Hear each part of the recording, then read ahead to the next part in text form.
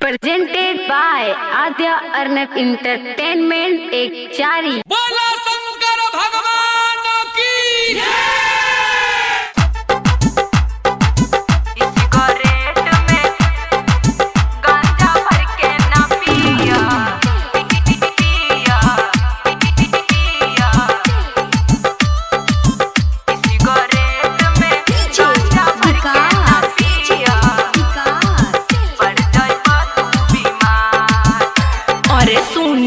सैया पड़ी ले पैया बतिया तू माना हमार।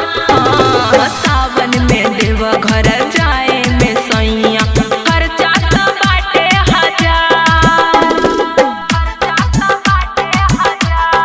हाय सुनिए सैया पड़ी ले पैया बतिया तू माना हमार। हाँ सावन में देव घर जाए में सैया सिगरेट में गांजा भर के न पिया पड़ जाइबा तू बीमार। सिगरेट में गांजा भर के न पिया पड़ जाइबा तू बीमार। आद्या अर्नब रिकॉर्डिंग स्टूडियो एक चारी।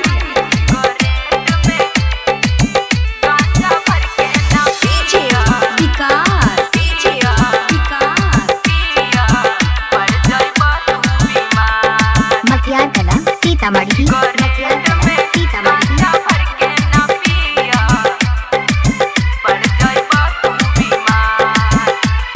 पहला सोमवार के चढ़ाई बुझल भोले के कृपा से होई लइका डबल। हाँ ऐसे जे करबा त होई विफल दर्शन करे से पहले टूट जाई मन।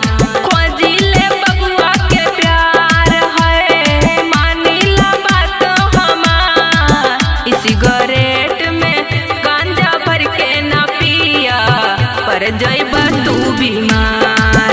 सिगरेट में गांजा भर के न पिया पर जाइबा तू बीमार।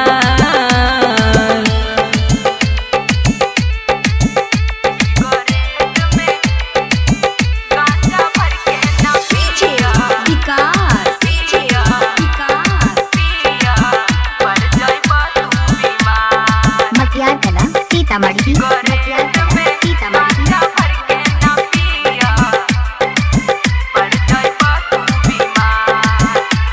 राइटर चंदन पिया आइल बा घर ओकरे संगे में चलल जाई देव घर।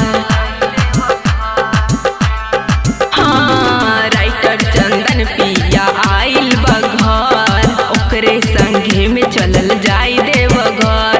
कविता के बाटे ईमान है कविता के बाटे ईमान। सुल्तानगंज से जलबरी के ये सैया चढ़म सुइया पहाड़। सिगरेट